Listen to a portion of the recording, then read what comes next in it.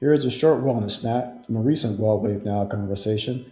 One insight you can apply to your health. Stretching is not necessarily going to help a lot of people, especially if they're already hypermobile. Strengthening Yeah, now might be helpful. you just used a big word there, Paula.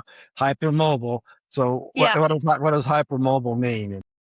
So all the cells in your body are held in place by connective tissue. You can think of it like a bubble wrap, a cling film around everything, and it bunches together to form tendons and ligaments. And in hypermobile people, that connective tissue is extra stretchy.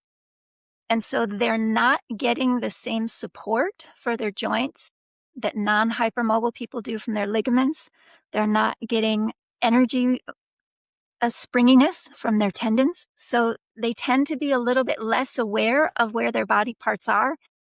And it's even more important for them to have good alignment because it's so easy for them to dislocate a joint or to herniate a disc. So if someone like that starts out right away with a strengthening routine, they can get themselves into some trouble pretty quickly. So it doesn't mean that they can't or shouldn't strengthen. It just means that there needs to be a foundation of awareness of they need a core that's going to support the extra load that they bring on. So why is movement so important? So movement is so important for a number of different reasons, but one, just for a sense of self and confidence.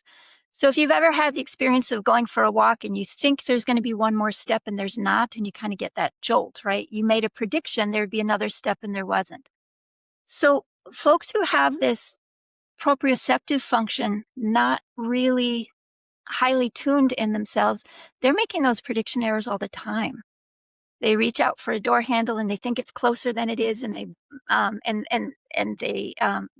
get air, or they think it's further away and they bump their hand. If you're making these little prediction errors on a regular basis, that sort of saps your confidence, right? About your ability to make decisions, to make predictions in other areas of your life, about your ability to just move around the world and do things.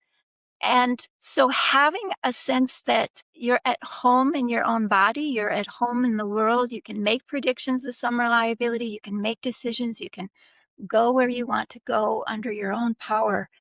That's just huge for self-confidence, for a sense of being able to do things in the world, having real agency at that kind of cellular level, right? I'm here. And movement is a huge part of that. It's also big for cognition, for keeping your brain, right? And brain is really about evaluating your environment and moving yourself around in it.